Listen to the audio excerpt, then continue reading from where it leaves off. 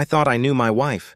After 4 years of marriage, I believed I could read Amber like an open book. Every expression, every gesture, every tear that rolled down her cheek. I was wrong about everything. My name is Thomas Stone. I'm 32, a financial analyst who built his career on reading patterns, spotting inconsistencies, and trusting the numbers. Numbers don't lie, people do. And the person who lied to me most convincingly was sleeping next to me every night for 4 years. Amber doesn't work, never has since we got married. She calls herself a homemaker, though our house is always spotless because we have a cleaning service twice a week. She spends her days at yoga classes, lunch dates with friends, and shopping trips that I fund without question. I never minded. I make good money, and I love taking care of her. I thought that's what husbands did. Before we married, her father insisted on a prenuptial agreement. David Hughes is a divorce attorney, one of the most ruthless in the city, and he'd seen too many marriages end in financial warfare. The prenup he drafted was 23 pages of legal protection, but one clause stood out like a neon sign. Infidelity voids all asset claims. Everything I owned before marriage, everything I earned during marriage, every investment, every account if either spouse committed adultery, they forfeited any claim to marital assets. At the time, I thought it was unnecessarily harsh. Amber cried when her father presented it, saying it felt like he didn't trust us. I held her hand and signed it anyway, thinking we'd never need such protection. We were in love. We were building something real. We were different. How naive I was. Last Tuesday evening, Amber approached me in our kitchen with tears streaming down her face. She looked devastated, shoulders shaking, hands trembling as she gripped a tissue. My first instinct was to protect her, to fix whatever was wrong. "Thomas," she whispered, her voice breaking. "It's my mom. She's really sick. The doctors think it might be cancer. She needs me to come stay with her for a week, maybe longer. I'm so sorry, but I have to go." My heart broke for her. Amber's mother, Linda, had always been kind to me. The thought of her battling cancer made my stomach turn. I pulled Amber into my arms without hesitation. "Of course you have to go," I said, stroking her hair. "Take all the time you need. I'll handle everything here." "You're so good to me," she sobbed against my chest. "I don't deserve you. Those words should have been a warning." Instead, I held her tighter. I watched her pack that night, offering to help, but she insisted she could manage. She moved efficiently through our bedroom, folding clothes with practiced precision. When I suggested visiting during the week to bring food or support, she shook her head. "I need to focus completely on Mom right now," she replied. "You understand, don't you?" "I can't be distracted," I understood. Or I thought I did. The next morning, I kissed her goodbye in our driveway. She looked beautiful even in distress. Designer jeans, perfect makeup despite the tears, her blonde hair pulled back in a way that made her look younger. She kissed me back, her lips soft and familiar. "I love you," she said. "I love you too." "Call me tonight?" I asked. "Of course," she answered. I watched her drive away in the BMW I'd bought her for our anniversary, thinking about what a supportive husband I was. How I'd manage the house alone, maybe surprise her midweek with her favorite Thai takeout. I felt proud of myself for being understanding, for putting her family first. For 2 days, everything seemed normal. I went to work, came home to an empty house, ordered pizza, and caught up on shows Amber didn't like. She texted me throughout each day, sweet messages about how exhausting caregiving was, how grateful she was for my support, how much she missed me. "Mom's sleeping now. Thinking of you? Long day at the hospital? Love you. Wish you were here to hold me." I responded with encouragement, love, promises that we'd get through this together. I had no idea that while I was typing those messages, she was 3 blocks from her mother's house, living a completely different life. On Saturday afternoon, I made a decision that would destroy everything I thought I knew about my marriage. I wanted to surprise Amber and her mother with flowers and food. I wanted to be the kind of son-in-law who showed up when things got tough. I packed her favorite flowers in the passenger seat, rehearsing what I'd say when I knocked on her mother's door. I had no idea I was about to knock on the door of my own devastation. The drive to Linda's house took 12 minutes. I'd made the trip dozens of times over the years for Sunday dinners, holiday gatherings, birthday celebrations. The suburban street looked exactly as it always did. Well-maintained lawns, mature oak trees, the kind of neighborhood where nothing dramatic ever happened. I parked in Linda's driveway behind her silver Honda and grabbed the flowers and takeout bags. Thai food from Amber's favorite restaurant, chrysanthemums from the florist near my office. I felt good about myself, proud to be the kind of husband who showed up unannounced to help family through crisis. When Linda opened the front door, my world tilted sideways. She looked perfect. Healthy color in her cheeks, carefully applied makeup, wearing gardening clothes with soil under her fingernails. She was holding a watering can, clearly in the middle of tending to her plants. Not the appearance of someone battling cancer, not someone who needed round-the-clock care. "Thomas," she said, surprised but pleased. "What a wonderful surprise. Come in, come in." My stomach dropped, but I tried to rationalize what I was seeing. Maybe she was having a good day. Maybe the treatments were working better than expected. "How are you feeling?" I asked carefully, following her into the living room. "Feeling? I feel wonderful," she replied. "The weather's been perfect for my garden, and I just finished reorganizing my craft room." "Why do you ask?" The takeout bag suddenly felt impossibly heavy in my hands. Amber said, "She said you were sick. That you might have cancer?" Linda's face shifted from confusion to alarm. "Cancer? Thomas, I haven't been sick." "I just had my annual checkup last month. Everything came back perfect." "Where did you get the idea that I have cancer?" The flowers slipped from my hand, scattering across her hardwood floor. "Amber's been staying with you this week. She said you needed her help because you were so sick." "Thomas, I haven't seen Amber in over a month," she said, her voice growing tense. "She certainly hasn't been staying here. What's going on?" The room started spinning. I gripped the back of Linda's couch to steady myself. She left Tuesday. "She's been texting me every day about taking care of you." Linda's expression darkened as understanding dawned. "Oh my God, Thomas, sit down. Let me get you some water." But I was already pulling out my phone, my hands shaking as I opened our location-sharing app. Amber and I had set it up years ago after she got lost during a road trip. We kept it active for emergencies, for peace of mind when one of us was traveling. The little blue dot showed Amber's location. Not at her mother's house. 3 blocks away, at an address I didn't recognize. "Linda," I said, my voice hoarse, "I need you to see something." She looked at my phone screen, then at me. Her face went pale, then flushed with anger. "That little bitch," she whispered. Then louder, "That lying, cheating little woman." Even through my shock, I was surprised to hear Linda curse. In 4 years, I'd never heard her say anything stronger than darn. "I'm going there," I said, standing up. "Like hell you're going alone," Linda replied, grabbing her purse. "I'm coming with you." The 3-block drive felt like an eternity. Linda sat in my passenger seat, radiating fury. "I knew something was wrong with that girl," she muttered. "The way she's been avoiding family dinners, always having excuses. And she hasn't called me in weeks." I pulled over 2 houses down from the address, my heart hammering so violently I could hear it in my ears. The house was a modest 2-story with a red front door and an overgrown lawn. Amber's BMW was parked in the driveway.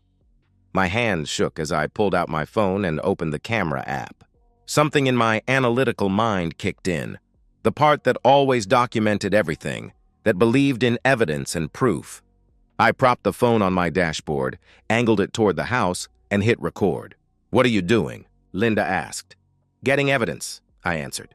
"I'm going to need evidence." Linda looked at me with something that might have been pride. "You're smarter than I gave you credit for." She got out first and marched up to the front door like a woman on a mission. I followed, my legs feeling disconnected from my body. Linda raised her fist and pounded on the red door. After a moment, it opened. Amber stood there wearing nothing but a silk robe, her hair wet from a recent shower. When she saw her mother, her face went through a series of expressions: confusion, surprise, and then dawning horror as she realized what was happening. "Mom, what are you—" "How did you—" she stammered. Then I stepped into view. Amber's face went white. Her mouth opened and closed like a fish gasping for air. The silk robe suddenly seemed inadequate, pathetic. She pulled it tighter around herself, but there was no hiding what was obvious. "Thomas," she stammered. "I can explain. This isn't—" "You don't understand." "Actually," I said, my voice surprisingly calm. "I think I understand perfectly." The living room was a disaster. Empty wine bottles, scattered clothes, evidence of the life she'd been living while I believed her lies. But it was the sounds from the bedroom that made my hands curl into fists. Someone moving around, the creak of floorboards, the rustle of someone hastily getting dressed. Amber followed my gaze and panic flooded her features. "Thomas, please," she pleaded. "Let me explain. This just happened. It doesn't mean anything." But I was already walking toward the bedroom, Linda right behind me, and Amber trailing after us with increasingly desperate protests. I pushed open the bedroom door and found him. The man in the bedroom was younger than me, maybe 28, with the kind of build that comes from regular gym attendance rather than real work. He was frantically pulling on his jeans, his expensive shirt thrown across a chair that probably cost more than most people make in a week. When he saw me, his face went white. 4 years of marriage, 4 years of trust, of building a life together, of believing in something that never existed. It all crystallized into this moment. This pathetic scene of scattered clothes and guilty faces and the unmistakable smell of intimacy in the air. I hit him once, hard across the jaw. He went down immediately, blood streaming from his mouth onto the hardwood floor. He stayed down, groaning, holding his face. "That's for my marriage," I said. I didn't hit him again. This wasn't about brutality or losing control. It was about one clean, decisive action, marking the end of one phase of my life and the beginning of another. Behind me, I heard Linda's voice, low and venomous. "You selfish, disgusting little—" I turned to see Amber's mother standing in the doorway, staring at her daughter with complete disgust. "Do you have any idea what you've destroyed?" she continued. "This man has been nothing but good to you. He's worked his ass off to give you everything you wanted, and this is how you repay him?" "Mom, please!" Amber started. "Don't you dare mom me!" Linda snapped. "You've been lying to everyone, using my supposed illness as cover for your affairs. How long has this been going on?" Amber's eyes darted between her mother and me. "It's not. This just happened." "I was confused. How long?" Linda repeated. The man on the floor groaned again. "Jesus Christ, I think my jaw is broken." I looked down at him with cold satisfaction. "You're lucky that's all that's broken." Amber tried to grab my arm as I moved toward the door. "Thomas, please," she begged. "We can work through this. We can go to counseling. This was just one mistake." I stopped and looked at her. Really looked at her. The silk robe, the wet hair, the flushed skin, the expensive jewelry I'd bought her, the designer clothes scattered across another man's bedroom floor. "One mistake?" I said quietly. "This wasn't a mistake, Amber. Mistakes are accidents. This was a choice. A series of choices. You chose to lie to me about your mother. You chose to pack a bag and leave our house. You chose to come here. You chose to take off your clothes. You chose to betray everything we built together. But I love you," she said desperately. "I love you, Thomas. This doesn't change that?" "No," I replied. "You love what I provide. You love the house and the car and the credit cards and the lifestyle. But you don't love me. If you loved me, you wouldn't be here." I walked out of the bedroom, through the disaster of the living room and out the front door. Amber followed, the silk robe barely covering her as she stumbled after me in bare feet. "Thomas, wait!" she called out. "Please, just wait." I got in my car and rolled down the window as she approached. Linda was already in the passenger seat, her face still tight with anger. "Where are you going?" Amber asked, tears streaming down her face now. "To see my lawyer," I answered. "Your lawyer?" "Thomas, no," she protested. "We can fix this. We don't need lawyers. We can go to therapy. We can work through this. I'll do anything." "You should have thought about that before you decided to be intimate with him," I said, nodding toward the house. Amber flinched like I'd slapped her. "Don't talk like that. That's not like you." "You're right," I replied, starting the engine. "The old me would have stood here and listened to your excuses. The old me would have believed your lies and tried to fix this. But the old me died about 10 minutes ago." I put the car in drive, but Amber grabbed the door handle. "Thomas, please," she begged. "I'm begging you. Don't do this. Do what? Hold you accountable for your choices? I asked. Don't leave me with nothing, she whispered. I looked at her for a long moment. You left yourself with nothing the moment you walked into that house. I drove away with Amber standing in the street behind me, still in that ridiculous robe, watching her world collapse in real time. Linda was quiet for several blocks. Finally, she spoke. I'm sorry. I'm so sorry I raised someone capable of this. It's not your fault, I assured her. She's going to lose everything, isn't she? The prenup, she said. Yeah, she's going to lose everything, I confirmed. Linda nodded grimly. Good.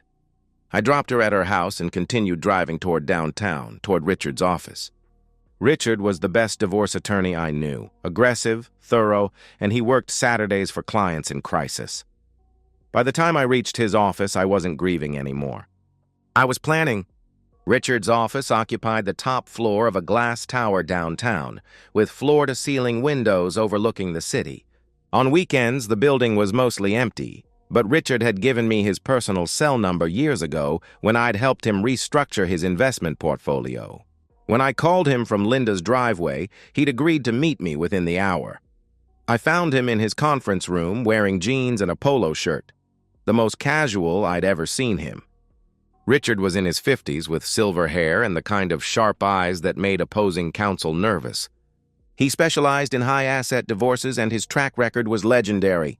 Thomas, he said, standing to shake my hand. You sounded like hell on the phone. What's going on? I pulled out my phone and set it on the conference table. I need you to watch something, I said. The video was 23 minutes long. Richard watched it twice, his expression growing darker with each viewing.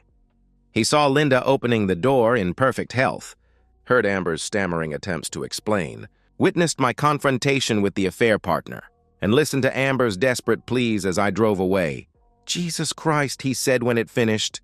Textbook infidelity. How long do you think this has been going on? I don't know, I replied. Could be weeks, could be months, maybe longer. Richard leaned back in his chair, his fingers steepled. Tell me about the prenup. David Hughes wrote it. 23 pages, but the infidelity clause is on page 12. It's ironclad, I explained. Richard's eyebrows shot up. David Hughes? The divorce attorney? Amber's father, I confirmed. A slow smile spread across Richard's face. Oh, this is beautiful. David Hughes' own daughter violating a prenup that he wrote. The irony is exquisite. He pulled out a legal pad and started making notes. Thomas, I need you to understand something. With this video evidence and that prenup, this isn't going to be a divorce. This is going to be an execution.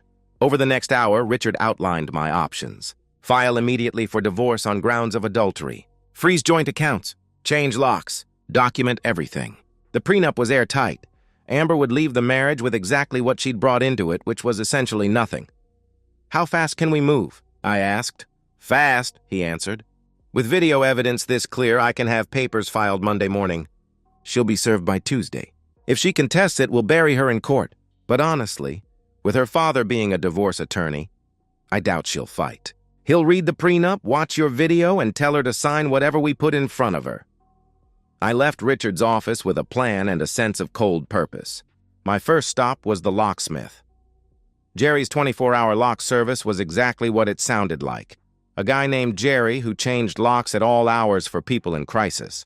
Divorce, breakups, roommate disputes, family emergencies. He'd seen it all, and he didn't ask questions. Jerry met me at my house by 6 p.m. He was a man in his 60s with calloused hands and the matter-of-fact demeanor of someone who'd helped people secure their homes for 30 years. How many locks we talking about? He asked, examining my front door. All of them. Front door, back door, garage, side gate. Everything, I replied. Jerry nodded. Locks and keys for the whole house will run you about $800. You want me to install a security system while I'm here? Yes, I answered. Smart man. I've seen too many people skip that step and regret it later, he said. While Jerry worked, I went through the house systematically, removing Amber's access to everything that mattered. I called our bank and froze the joint accounts, leaving only my personal checking active. I contacted the credit card companies and had her removed as an authorized user. I called the utilities and took her name off everything. Each call was a small victory, a piece of my life being secured against further damage. The bank representative was professional but curious. "Is this due to a separation, Mr. Stone?" she asked. "Divorce," I said simply. "I'm sorry to hear that." "We'll have the accounts frozen within the hour," she replied. By midnight, Jerry had finished installing new deadbolts, a security system, and even a video doorbell. Every entry point was secured, every key changed. The house was mine again. I didn't sleep that night. I lay in our bed, my bed now, staring at the ceiling and thinking about the past 4 years. When had the affair started? How many lies had I believed? Were there others before this one? Had anything about our marriage been real? But beneath the hurt and betrayal was something harder: determination. I wasn't going to be the victim in this story.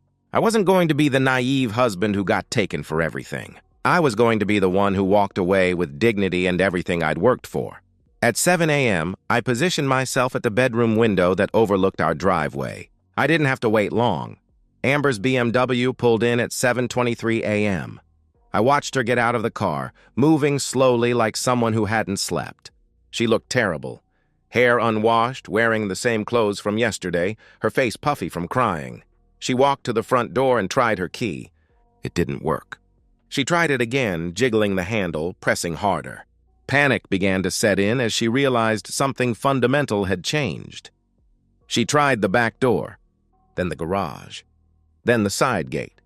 Every lock had been changed, every entry point secured against her. Finally, she saw me through the bedroom window. Our eyes met across the distance, and I watched understanding dawn on her face. This wasn't anger that would pass. This wasn't a cooling-off period. This was the end. She ran to the front door and pounded on it, screaming my name. The sound echoed through the neighborhood, probably waking our retired neighbors. I let the moment stretch out, watching her realize how completely her world had changed.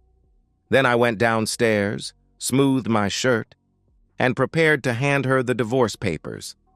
When I opened the door and handed her the divorce papers, she looked at them like they were written in a foreign language. Then her eyes met mine and she understood. This wasn't anger. This was the end.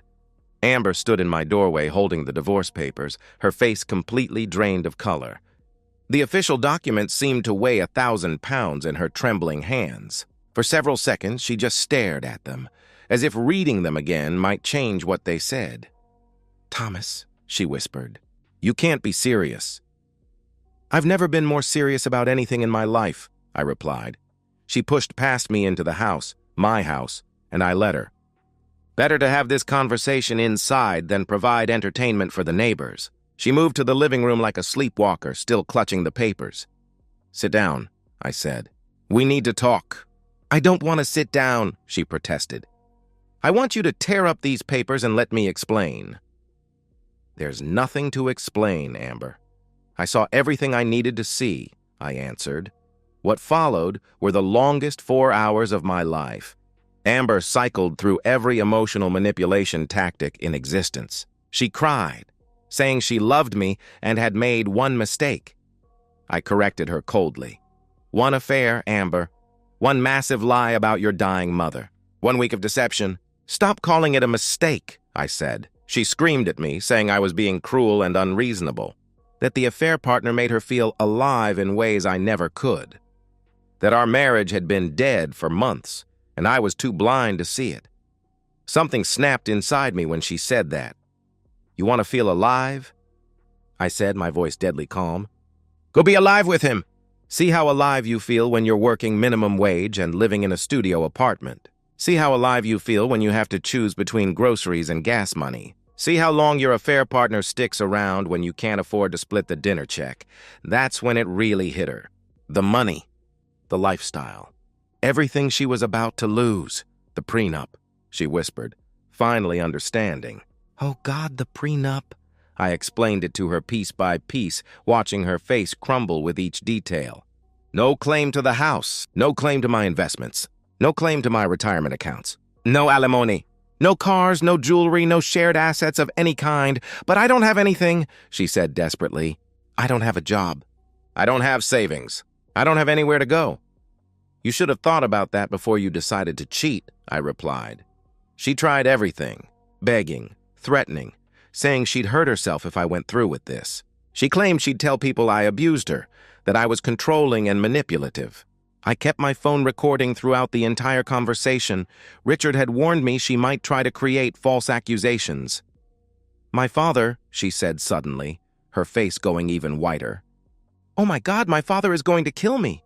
That's not my problem anymore, I answered. She fell to her knees then, literally begging. Please, Thomas, she pleaded. I'll do anything. I'll sign a post-nup giving you even more protection. I'll get a job. I'll go to therapy. I'll cut off all contact with him. Please don't do this to me.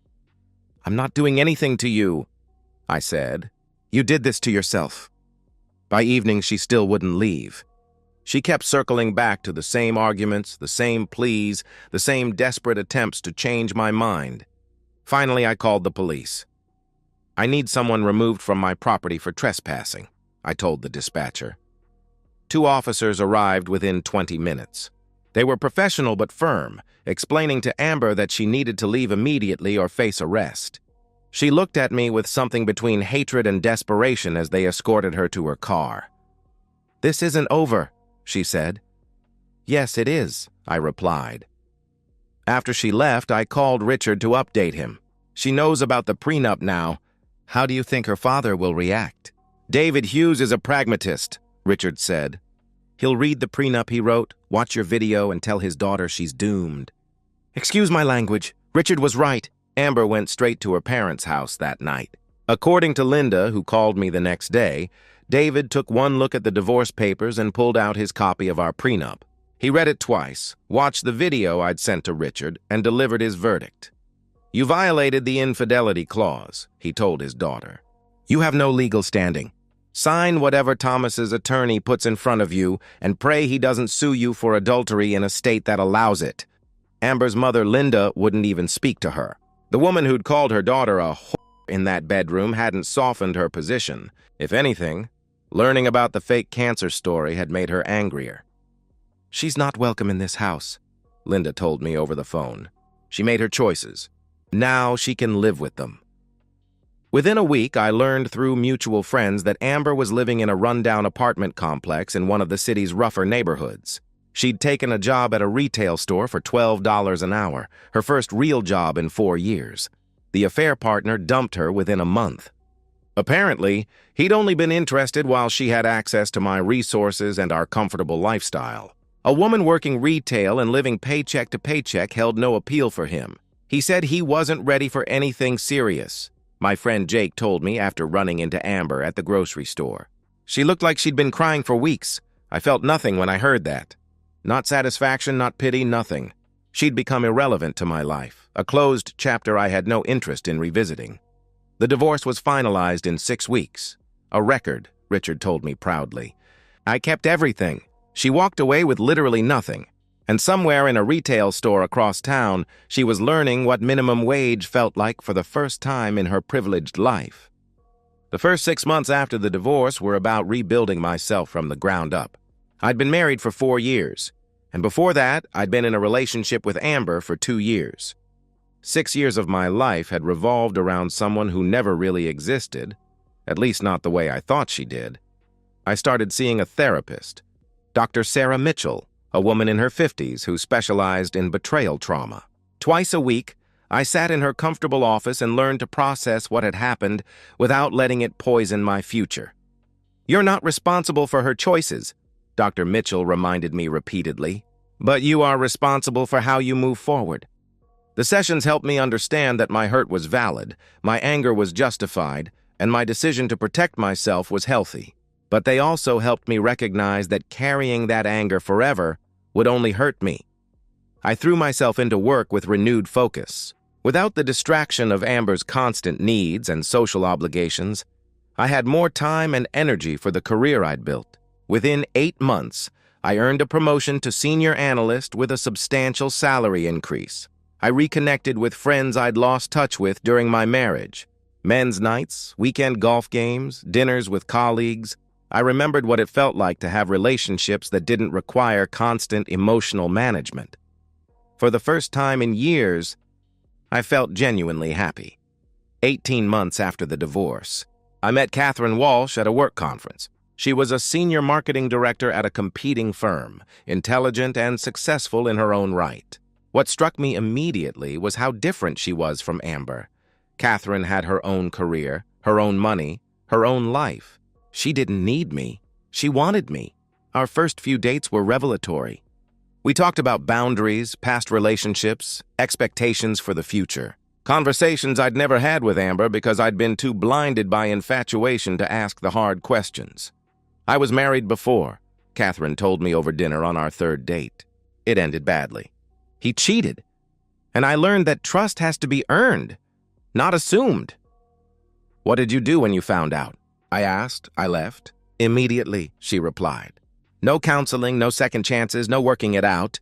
Some lines, once crossed, can't be uncrossed. I knew then that I was falling for someone who understood the value of self-respect. Catherine and I moved in together after dating for a year. 8 months later, we got engaged. This time, there was no prenup. Not because I was naive again, but because we'd built the kind of trust that didn't require legal protection. We'd seen each other handle stress, disappointment, conflict. We'd watched each other make choices and keep commitments. The relationship felt completely different from my marriage to Amber. Equal, authentic, built on reality instead of fantasy. During this period, I occasionally heard updates about Amber through mutual acquaintances. She was still working retail, still living in that rough neighborhood, still isolated from her family. She'd tried reaching out to me a few times. Apologetic emails that went straight to my spam folder, messages passed through friends that I ignored completely. Once, Jake told me she'd asked about me at a party. She wanted to know if you were seeing anyone, if you ever talked about her, if you seemed happy. What did you tell her? I asked. I told her you were engaged to a successful woman who actually deserves you, he replied. Jake said. Amber started crying when he said that. I felt nothing. The most surprising update came from an unexpected source. 2 years after the divorce, David Hughes, Amber's father, the attorney who'd written our prenup, reached out to me directly. He asked to meet for coffee, and my curiosity got the better of me. We met at a downtown cafe, and he looked like he'd aged a decade in 2 years. I wanted to apologize, he said without preamble, and to tell you that I respect how you handled everything. You don't need to apologize for your daughter's choices, I replied. Maybe not. But I raised her. Or failed to raise her properly, he said. You know, I've been practicing divorce law for 25 years. I've seen hundreds of prenups enforced, but watching my own prenup protect someone from my own daughter, it was validating in a painful way. Have you reconciled with her? I asked. David shook his head. She's called, sent letters, shown up at my office, but some things can't be forgiven. She didn't just betray you. She used her mother's supposed illness as cover for an affair. That level of manipulation. I don't know who raised that person, but it wasn't me. The fact that even her own father couldn't forgive her spoke volumes about how completely Amber had destroyed her own life. 2.5 years after signing divorce papers, Catherine and I were married in a small ceremony with close friends and family. It was everything my first wedding hadn't been. Intimate, genuine, focused on the actual commitment rather than the spectacle. 4 years after the divorce, I was standing in an airport with Catherine, boarding a flight to Paris for our first wedding anniversary. We'd just bought a vacation home. My investments had more than doubled, and I'd been promoted again to senior management. As our plane taxied down the runway, I thought about the last update I'd heard about Amber. She was still working retail, still living alone, still estranged from her family. Her father had mentioned that she'd tried reaching out periodically over the years, but I'd never responded. There was nothing she could say that would change anything. Some lessons, apparently, take a lifetime to learn. 5 years after the divorce was finalized, I took inventory of my life from the first-class cabin of an Air France flight to Paris. Catherine was asleep beside me, her wedding ring catching the light as she shifted in her seat. We were returning from our first wedding anniversary trip, a week in Italy that had exceeded every expectation. The numbers told a story of recovery and growth. My career had flourished beyond anything I'd imagined during my marriage. Senior Vice President of Analytics, with a team of 12 analysts under my supervision. My salary had tripled. My investment portfolio had grown exponentially, helped by the fact that I no longer had someone bleeding. Money on unnecessary luxuries, Catherine. And I had just closed on a vacation home in the mountains, a place we'd both fallen in love with during a weekend skiing trip. Our life together was built on shared goals, mutual respect, and the kind of trust that comes from watching someone make good choices consistently over time. Through the inevitable small-town gossip network, I still heard occasional updates about Amber. 5 years later, she was still working retail, still living in that rough neighborhood, still isolated from her family. She'd tried reaching out periodically over the years, but I'd never responded. There was nothing she could say that would change anything. People often ask me if I regretted marrying Amber, if I wished I'd never met her. The question used to make me angry, but now I had a clear answer. Amber taught me exactly what I didn't want in a partner. She taught me that trust must be earned through consistent actions, not pretty words. Most importantly, she taught me that sometimes the most loving thing you can do is walk away from someone, because the person you love and the person they actually are aren't always the same thing. That evening, as we sat in our own living room unpacking souvenirs, my phone buzzed with a text from an unknown number. Thomas, it's Amber. I know you probably won't read this, but I need you to know that I understand now what I lost. I understand what I destroyed. I'm sorry doesn't begin to cover it, but I'm sorry anyway. I hope you're happy. You deserve to be happy. I showed the message to Catherine. She read it and looked at me with raised eyebrows. Are you going to respond? She asked. I deleted the message without hesitation. There's nothing to say, I replied, because there wasn't. Amber's apology couldn't undo the choices she'd made or change the fact that she'd chosen temporary excitement over lasting love, and that choice had consequences. I'm grateful for that lesson, and I'm even more grateful that I don't have to keep learning it, because the person I am now, the one who walks away when necessary, who demands respect, who builds real trust, that person only exists because I refused to accept less than I deserved. Amber destroyed our marriage, but in doing so, she built someone stronger, and that's the only thank you she'll ever get from me. And so, we've reached the end of today's story. Was it what you expected, or did it take a twist you didn't see coming? I'm curious to hear your thoughts. Share them in the comments below, and let's get a conversation going. If this story kept you hooked, make sure to hit that like button. And if you're new here or just haven't subscribed yet, now's the perfect time to join our community. I bring you fresh, captivating stories every day, so click that subscribe button and turn on notifications so you never miss out. Thanks for watching, and I'll see you in the next one. They say the road to hell is paved with good intentions. Mine was paved with a flyer, women supporting women, that I encouraged my wife to explore. I thought I was being a supportive husband, helping Monica find her community after our move. Instead, I was signing the death warrant for our marriage. In just 3 months, that group transformed my dedicated partner into an entitled stranger who declared she would no longer fulfill any wifely duties while living entirely on my dime. Little did she know that when she announced her liberation from our partnership, she also freed me to deliver the most brutal lesson in consequences she would ever learn. 6 years ago, Monica and I made what we thought was a sensible arrangement. We weren't trying to recreate some 1950s fantasy. We were being practical. I had my civil engineering career on a promising trajectory, and she would manage our home life while we built toward our future together. The plan was to start a family eventually, but first, we needed stability. Those early years were genuinely good. I'd come home from 10-hour workdays to find Monica had transformed our modest 3-bedroom into a place that felt like somewhere you'd want to be. She had a knack for organization, for creating spaces that felt both functional and warm. I never once resented the long hours at the office because I knew I was coming home to something worth working for. Our evenings had a comfortable rhythm. Dinner together at the kitchen island, talking about our days. She'd tell me about the new storage system she'd implemented in the garage, or the recipe she'd perfected.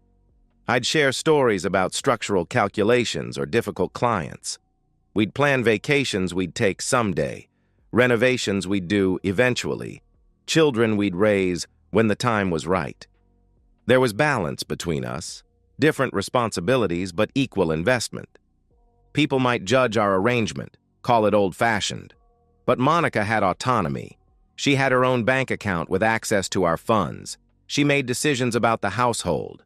We were equals with different roles. More importantly, she never once expressed unhappiness with our setup. Not once in 6 years did she say, "David, I want something different." I would have listened if she had. 3 months ago, Monica found a flyer at the community center. "Women supporting women," it read. "Find your voice. Reclaim your power." She showed it to me over dinner, eyes bright with interest. "What do you think?" she asked, tapping the paper eagerly. "It's Tuesday and Thursday evenings." "Sounds great," I responded, genuinely meaning it. Monica's social circle had shrunk since we moved for my job. I thought she needed connections beyond our marriage. "You should definitely go." She went to that first meeting and came home transformed. I'd never seen her so animated, so energized. She talked non-stop about the women she'd met. Jessica, who ran a successful online business. Amber, who'd recently left her husband. Diane, the group's founder, who had written a self-published book called Unshackled: Breaking Free from Patriarchal Expectations. I remember feeling happy for her that night. I remember thinking, this is good for her. I remember watching her face as she described the meeting and feeling a flutter of pride that she was finding something that excited her. I had no idea that those Tuesday and Thursday meetings would dismantle everything we'd built. If I'd known what they were teaching her, what they were turning her into, I would have burned that community center to the ground. The change was gradual, like watching someone become addicted to a substance. You notice the small shifts first, things you can explain away.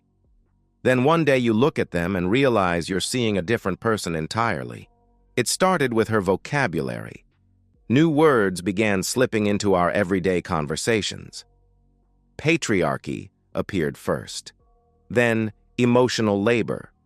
Systemic oppression followed shortly after. "Did you know," she said one evening, spooning pasta onto her plate, "that women do an average of 4 more hours of unpaid domestic work per day than men? It's fascinating how society conditions us to accept our own exploitation." I engaged at first, genuinely interested in her perspective. I asked questions. I listened to her answers. I even read some of the articles she forwarded me from feminist websites. But something felt off about these conversations. They weren't exchanges. They were recitations. Monica wasn't sharing thoughts she'd developed. She was repeating scripts she'd been given. Her phone became an appendage, constant notifications, constant scrolling. The private Facebook group consumed her. She'd show me memes about breaking free and knowing your worth.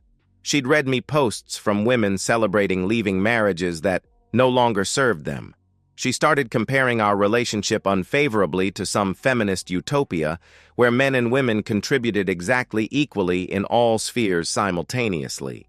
I noticed she'd stopped asking about my day, stopped caring about the stress I was under at work. When I mentioned the pressure of an upcoming project deadline, she suggested I was seeking emotional labor from her, as though being interested in your spouse's life was some form of exploitation. The group meetings expanded beyond Tuesdays and Thursdays, coffee with Jessica on Saturdays, video calls with Amber late into the night, brunches with the whole group on Sundays. These women, whom she'd known for mere weeks, became her entire world. Diane says, and Jessica thinks, prefaced every opinion she expressed. I suppressed my growing unease. This was a phase, I told myself. She's exploring new ideas, finding herself. This is healthy. But the nagging feeling persisted. These weren't just new interests. They were replacing her entire personality. One evening, she came home particularly agitated after a meeting. She paced our living room, ranting about another member's husband. "He controls all the finances," she fumed, gesturing wildly with her hands. "He makes her ask permission for every purchase. It's financial abuse, pure and simple." "Wait," I said cautiously.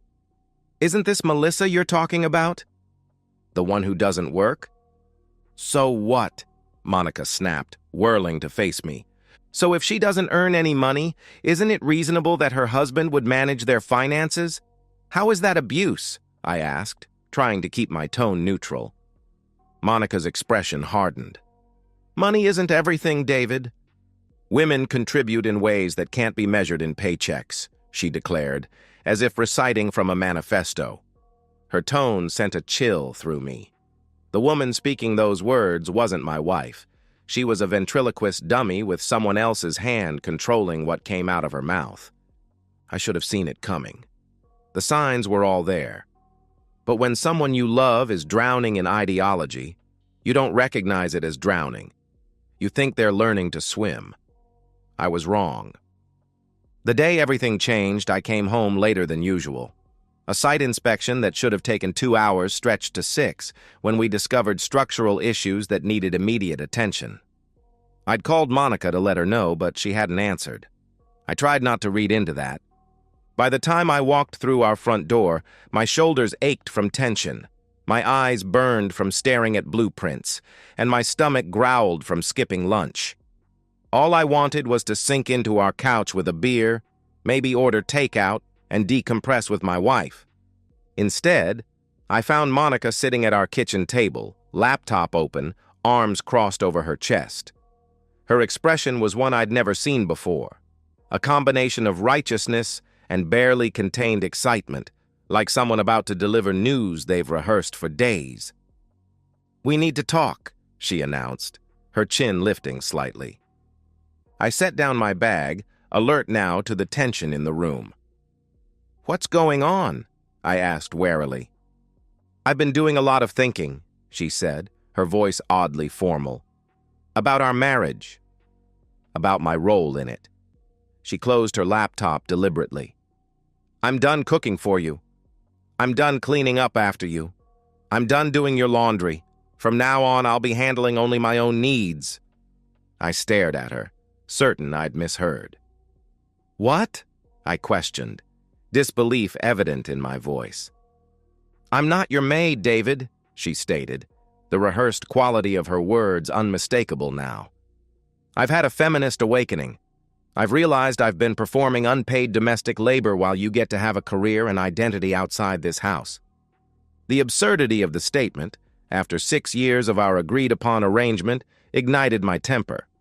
"Are you serious right now? We had an agreement, Monica. You manage the house, I earn the money," I reminded her, struggling to keep my voice level.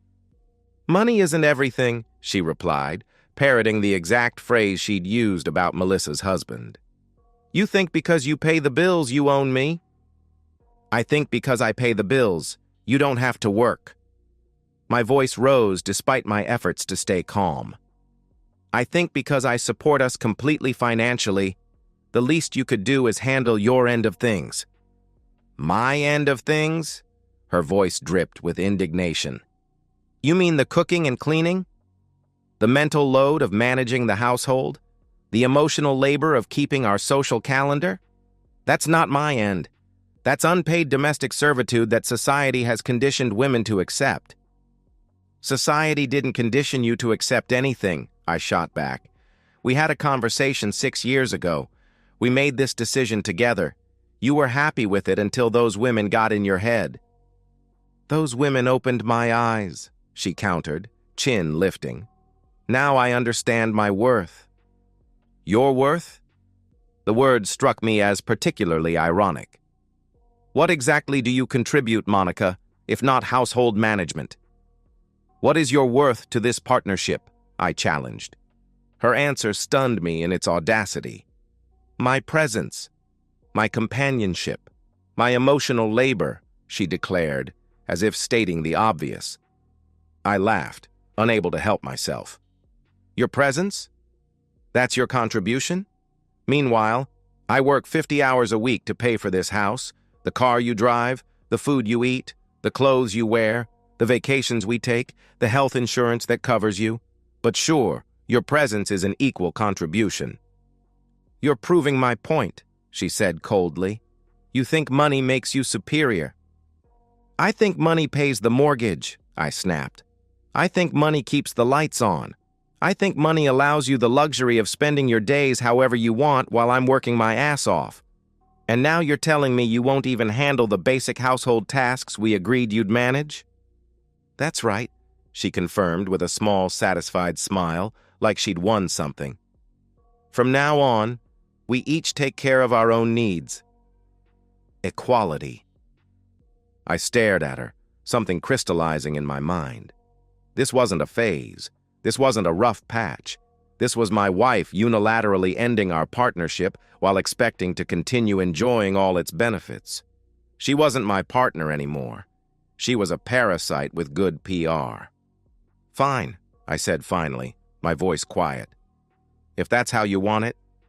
She seemed surprised by my calm acceptance, perhaps expecting me to beg or argue further. Instead, I walked past her to the refrigerator, grabbed a beer, and went upstairs to shower. As hot water washed away the day's tension, my mind turned cold and calculating. If Monica wanted to live as though we weren't married, I'd give her exactly what she was asking for. But on my terms, not hers.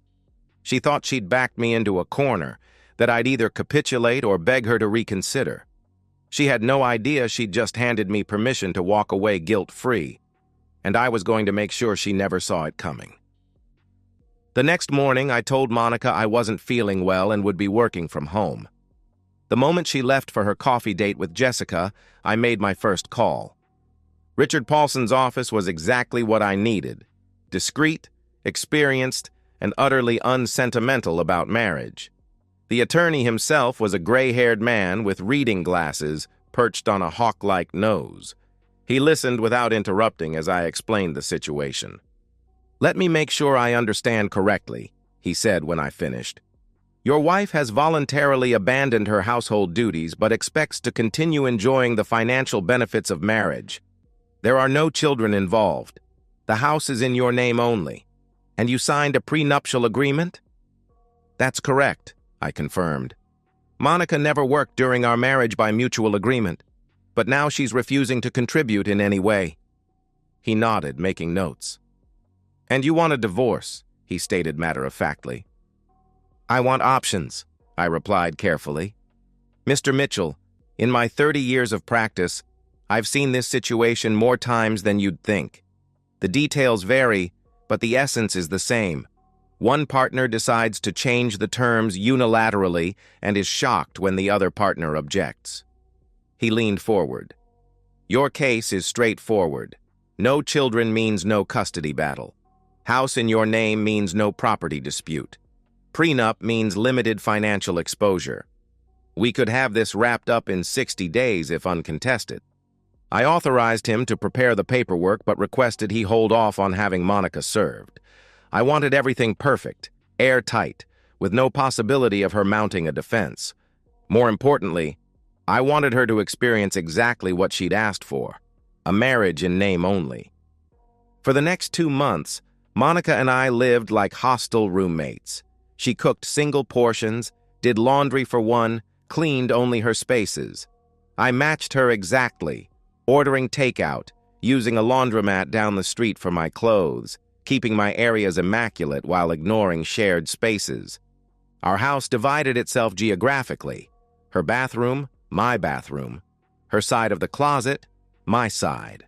The kitchen became contested territory where we prepared separate meals at separate times. We passed each other like ghosts, maintaining superficial politeness that made the distance between us even more apparent. I watched Monica's reactions evolve. The first week, she was smug, triumphant. She spent hours on her phone, no doubt telling her support group how she'd set boundaries and refused to be exploited. But as weeks passed, I noticed the smugness fading. She began to realize I was genuinely fine without her. I wasn't begging her to reconsider. I wasn't arguing. I wasn't even seeming bothered. I was simply living my life, working, going to the gym, catching up with friends I'd neglected. Her power play had failed to produce the reaction she'd expected. By week 6, Monica started testing the waters. She'd cook extra and casually offer, "I made too much pasta. You can have some if you want." "No thanks," I'd reply coolly. "I already ordered." Or she'd suggest watching something together.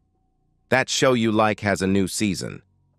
"I have plans tonight," I'd answer, whether I did or not. Or she'd try initiating conversation. "How was work today?" "Fine," I'd respond, offering nothing more. Each small rejection was civil, reasonable, and utterly crushing to her growing realization that she might have miscalculated. I could see the confusion in her eyes, the dawning awareness that she'd backed herself into a corner. She'd expected me to fight for her contribution, to show her how much I needed her. Instead, I was demonstrating just how unnecessary she had become. I observed all of this with cold satisfaction. She thought she had leverage. She thought I needed her more than she needed me. Every day that passed proved she was wrong. And with each passing day, my resolve strengthened. This marriage was over. She just didn't know it yet. Exactly 62 days after my initial consultation with Paulson, the divorce papers were finalized and ready to be served. I picked up the envelope from his office on my way home from work, feeling its weight in my hands. Inside was the end of my marriage, the consequences of Monica's choices, and the beginning of my freedom. I'd spent 2 months watching her realize she'd made a mistake, but she still thought there was time to fix it. She still thought I'd forgive her. She had no idea that the moment she declared she wouldn't be my wife, I'd already decided she wouldn't be anything at all. When I arrived home that evening, Monica was in the living room, scrolling through her phone as usual. Probably in a group chat with her feminist collective, sharing inspirational quotes about female empowerment while contributing nothing of value to the world. She glanced up as I entered, and I noticed a slight softening in her expression. She'd been trying to repair things for weeks now, making small overtures I'd systematically rebuffed. "Hi," she said, putting her phone down. "How was your day?" I crossed the room and held out the manila envelope. "Monica," I stated firmly. She took it, confusion crossing her face. "What's this?" she asked, her brow furrowing. "Open it," I instructed evenly. She pulled out the papers, her eyes scanning the first page. I watched the transformation. Confusion to shock to panic, each emotion washing over her features in rapid succession, her face drained of color. "What is this?" Her voice went high and frantic. "Divorce papers?" "You can't be serious," she exclaimed, looking up at me with wide, disbelieving eyes. "I'm completely serious," I replied, my tone remaining even, controlled. "The papers are filed. You have 30 days to vacate the premises." "David!" She stood, papers clutched in her shaking hands. "This is crazy!" "You can't just divorce me without even talking about it," she protested desperately. "We talked about it 2 months ago," I said calmly. "You made your position clear. You declared you wouldn't be my wife anymore, just someone who happens to live in my house. I've simply taken you at your word." "That's not what I meant." Tears began forming in her eyes. "I was setting boundaries. I was standing up for myself," she insisted, her voice breaking. "No, you were ending our partnership. And now I'm making it official," I corrected her coldly. "I'll change." The desperation in her voice would have moved me once. Now it meant nothing. "I'll go back to the way things were. I'll leave the group. Please, David, we can fix this," she begged. "It's too late," I said. "You had 2 months to change your mind, Monica. 2 months when you watched me adapt perfectly well to your new rules. Did you think I didn't notice you realizing your mistake? Did you think I couldn't see you trying to walk it back without losing face? But we love each other." She stepped toward me, reaching out. I stepped back, maintaining distance. "No, we don't," I said, the simple truth of it striking even me with its finality. You don't love me, Monica. You love what I provide. The moment your Facebook friends told you that you deserved more, you abandoned our agreement without hesitation. That's not love. Her face crumpled. Why are you doing this? She whispered, tears now flowing freely. What exactly am I divorcing? I asked, the question that had crystallized in my mind months ago finally spoken aloud. You're not my wife anymore. You're just a stranger who lives in my house. You don't cook for me. You don't clean. You don't do laundry. You don't support my career. You contribute nothing financially. You offer no emotional support. Tell me, Monica, what possible reason do I have to stay married to you? She had no answer. The realization seemed to hit her fully then. She had nothing to offer. She'd dismantled her only contribution to our partnership and expected that I would simply accept the new arrangement indefinitely. I'll get a job, she whispered, her voice barely audible. I'll do anything. Please don't do this. The papers are filed, I repeated firmly. This is happening. You need to pack and leave. I glanced at the phone she'd abandoned on the couch. Maybe call your feminist friends. I'm sure they'll take you in, since they care so much about supporting women. Monica began to sob in earnest, her body folding in on itself as she sank back onto the couch. I watched her dispassionately, feeling nothing but a cold satisfaction. The power dynamic had completely reversed. 2 months ago, she thought she held all the cards. Now she understood she had been playing a game she couldn't possibly win. I turned and walked upstairs to what had become my bedroom, closing the door behind me. Through the floor, I could hear her crying, the sound of someone who had just realized they'd destroyed something irreplaceable through their own hubris. She tried everything over the next week: tears, anger, manipulation, flying monkeys. None of it mattered. I'd already mourned this marriage during those 2 months of silence. By the time she realized what she'd lost, I was already free. The week after I served Monica, the papers unfolded like a psychological thriller, each day bringing a new desperate tactic as she tried to undo what she'd done. Day 1. She camped outside my bedroom door, alternating between sobbing and pleading until 3 a.m. I put in earplugs and slept soundly. Day 2. She tried anger, accusing me of cruelty, of blindsiding her, of punishing her for finding her voice. I responded with dispassionate logic. You ended our partnership. I'm simply making it official. Day 3. She threatened to contest the divorce, to fight me in court, to take half of everything. I reminded her that she couldn't afford an attorney, that the house was in my name only, and that our prenup was ironclad. Her threats dissolved into more tears. Day 4. The most pathetic attempt. She wore lingerie to breakfast, tried to seduce me. I looked through her as though she were invisible and left for work early. Then came the flying monkeys. She called everyone we knew, searching for allies to pressure me into reconsidering. First, my mother. David, Monica called me hysterical. What's going on? My mother asked when she called. I explained the situation calmly, including Monica's declaration that she would no longer contribute anything to our household.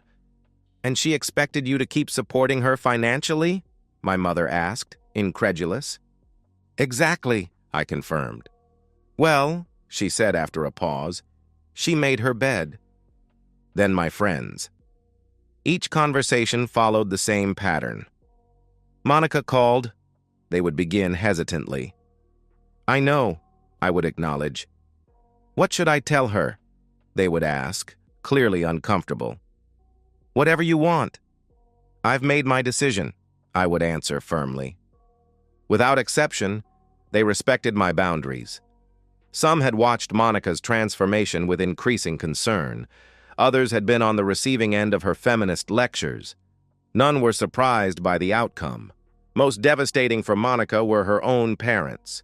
They called me directly, wanting my side of the story. I gave them the unvarnished truth. "We're so sorry, David," her father said, his voice heavy with disappointment. "We warned her about that group. We watched our daughter become someone we didn't recognize." "She can come live with us," her mother added, "but we've told her she needs to get her life together. We're not supporting her indefinitely." The final humiliation came when Monica turned to her sisters in Women Supporting Women. She asked to stay with Jessica, the entrepreneurial one, after leaving my house.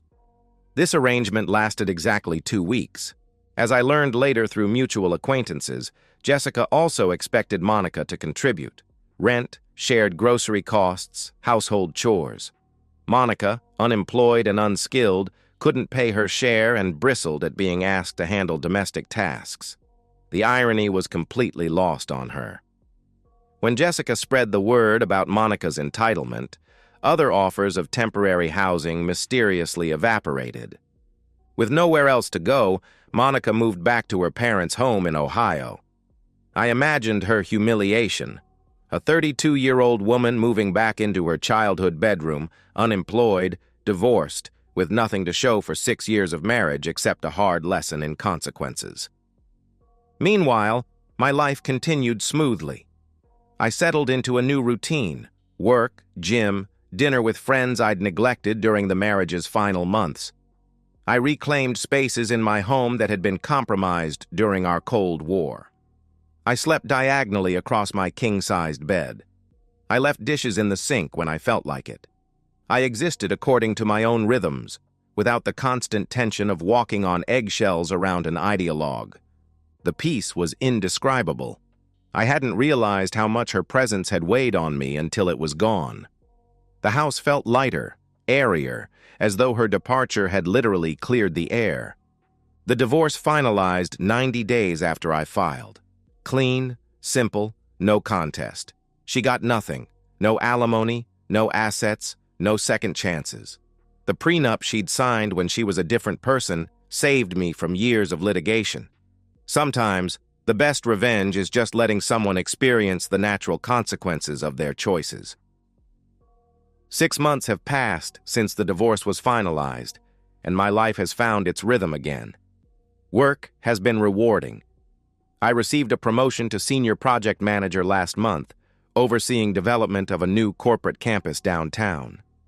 The house is peaceful, organized according to my preferences, without the constant background radiation of resentment that had characterized those final months with Monica. I've rediscovered parts of myself that had been submerged during the marriage. My interest in woodworking, weekend hiking trips, reading without interruption, small pleasures that accumulate into a life of quiet satisfaction. I've been seeing someone new for about 2 months, Emma, a project manager I met through colleagues. She has her own career, her own apartment, her own fully formed identity that doesn't depend on internet validation or group approval. Our relationship feels balanced, each of us bringing something to the table, each of us respecting what the other contributes. We're taking things slowly, both of us cautious after previous disappointments, but the potential feels genuine. Through mutual connections, I've heard what happened to Monica and her group. Women Supporting Women disbanded after 3 members, including Monica, got divorced in similar circumstances. Turns out declaring you'll contribute nothing to a partnership while expecting full benefits doesn't end well, regardless of how you frame it ideologically. The remaining members drifted apart, some doubling down on their beliefs, others quietly recognizing they'd been feeding each other's worst impulses. 4 months after the divorce, Monica sent me a long email. It was surprisingly reflective, full of apologies, admissions of how she'd been manipulated, realizations about how the group had warped her thinking with simplistic ideology. She said she understood now, that she'd grown, that she wished she could undo everything. The email felt sincere. I believe she genuinely regrets her actions. I never responded, not out of cruelty, but because there's simply nothing left to say. That chapter of our lives is closed. Some bridges once burned can't be rebuilt. People often ask if I moved too fast. if I should have tried counseling first. My answer is always the same. Monica ended our marriage the moment she declared she wouldn't fulfill her responsibilities while living off my income. I just made it official. Marriage is a partnership, mutual contribution, respect, and effort. She decided unilaterally that she owed me none of those things. I've learned that some people only value what they have when they realize no one else will tolerate them. I've learned that empowerment without responsibility is just selfishness with better branding. Most importantly, I've learned my own worth, and that I'd rather be alone than with someone who sees me as nothing more than a source of financial support. I'm at peace with how things ended. I don't hate Monica. I don't even think about her much anymore. And that, I've realized, is the most final ending of all. I don't regret my decision for a second. And so, we've reached the end of today's story. Was it what you expected, or did it take a twist you didn't see coming? I'm curious to hear your thoughts. Share them in the comments below, and let's get a conversation going. If this story kept you hooked, make sure to hit that like button. And if you're new here or just haven't subscribed yet, now's the perfect time to join our community. I bring you fresh, captivating stories every day, so click that subscribe button and turn on notifications so you never miss out. Thanks for watching, and I'll see you in the next one.